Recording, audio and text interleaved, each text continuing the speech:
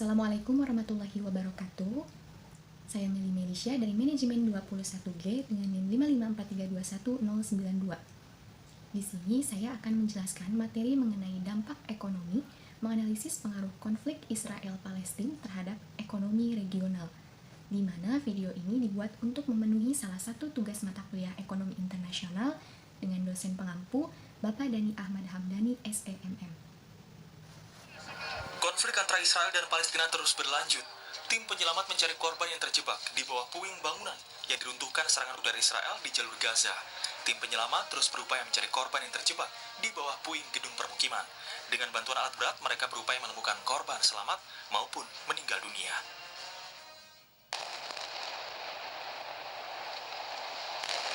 Sementara itu, Sabtu waktu setempat, gedung berlantai 12 di kota Gaza, Palestina, yang menjadi kantor berita Associated Press dan Al Jazeera, runtuh dihantam rudal Israel. Selama 15 tahun, kantor berita MPTN berada di lantai teratas, dan atapnya dijadikan lokasi utama peliputan konflik Israel-Palestina. Sementara itu, perang Hamas Israel juga dikhawatirkan berdampak pada perekonomian dunia. Salah satunya terkait harga minyak. Sejak perang berkecamuk, harga minyak dunia naik lebih dari $4 AS di Bursa Asia pada hari pertama perdagangan, Senin 9 Oktober 2023. Adapun harga minyak mentah Brent naik $4,18 AS atau 4,94% menjadi $88,76 AS per barel. Sementara minyak mentah West Texas Intermediate atau WTI AS seharga $87,02 AS per barel juga naik $4,23 AS atau 5,11%.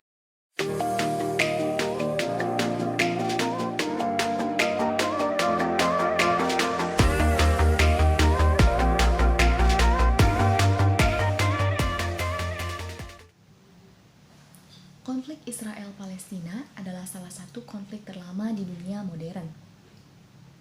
Sengketa ini berakal dari klaim kedua belah pihak atas tanah yang sama di wilayah Timur Tengah. Konflik ini telah menyebabkan perang, kekerasan, dan ketegangan yang berkelanjutan antara Israel dan Palestina. Dalam konteks ekonomi, konflik ini memiliki dampak yang luas dan serius. Pembahasan yang kedua yaitu dampak ekonomi konflik Israel-Palestina pada kerugian ekonomi. Konflik Israel-Palestina telah menyebabkan kerugian ekonomi yang signifikan bagi kedua belah pihak. Palestina sebagai pihak yang lebih lemah menderita lebih banyak kerugian ekonomi dibandingkan dengan Israel. Infrastruktur yang hancur, hilangnya sumber daya manusia yang penting, dan penghancuran properti telah menghambat pertumbuhan ekonomi Palestina. Sementara itu, Israel mengalami kerugian ekonomi akibat konflik ini, termasuk pengeluaran yang tinggi untuk pertahanan dan kehilangan potensi pasar dari investasi negara-negara Arab. Poin yang kedua yaitu mengenai turunnya investasi. Konflik Israel-Palestina ini telah menciptakan ketidakstabilan politik dan keamanan yang berkelanjutan di kawasan tersebut. Hal ini membuat investor menjadi ragu untuk berinvestasi di wilayah tersebut. Kurangnya investasi asing langsung telah menghambat pertumbuhan ekonomi regional. Selain itu, perusahaan-perusahaan yang beroperasi di wilayah tersebut juga menghadapi risiko bisnis yang tinggi, seperti kerusakan infrastruktur, dan kehilangan akses ke pasar. Poin yang ketiga yaitu mengenai pengangguran dan kemiskinan. Ketidakstabilan ekonomi akibat konflik Israel-Palestina telah menyebabkan tingkat pengangguran yang tinggi dan kemiskinan yang meluas di wilayah tersebut. Kondisi ini mempengaruhi kesejahteraan masyarakat dan meningkatkan ketidaksetaraan sosial. Tingkat pengangguran yang tinggi berdampak negatif pada pertumbuhan ekonomi regional karena mengurangi daya beli konsumen dan menghambat sektor usaha.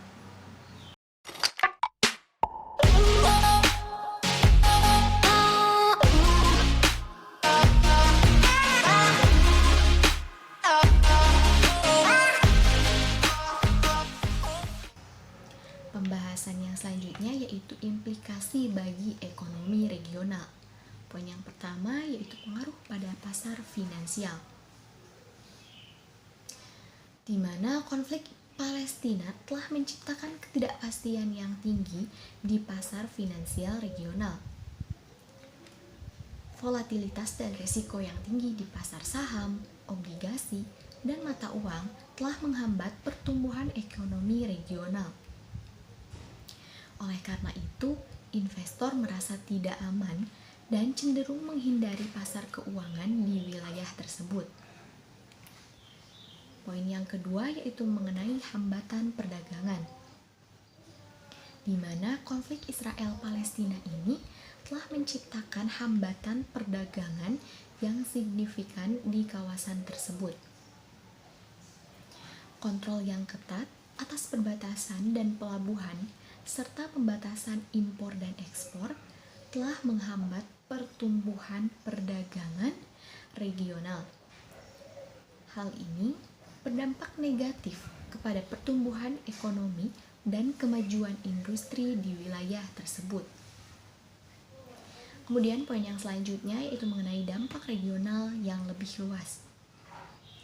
Dampak ekonomi konflik Israel dan Palestina ini tidak hanya terbatas pada Israel dan Palestina saja, tetapi juga berdampak kepada negara-negara tetangga yang berada di kawasan tersebut. Ketidakstabilan politik dan ekonomi regional ini telah menciptakan lingkungan yang tidak kondusif bagi pertumbuhan dan investasi. Negara-negara tetangga juga mengalami penurunan pariwisata dan kerugian dalam hubungan dagang dengan wilayah tersebut.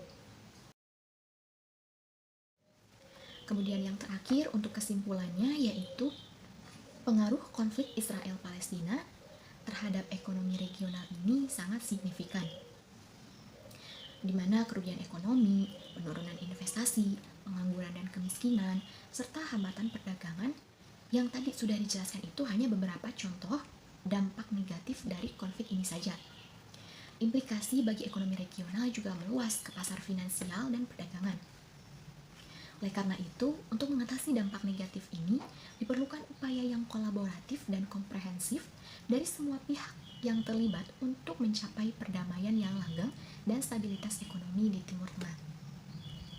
Hanya itu saja yang dapat saya sampaikan. Mohon maaf apabila masih banyak kekurangan maupun kesalahan.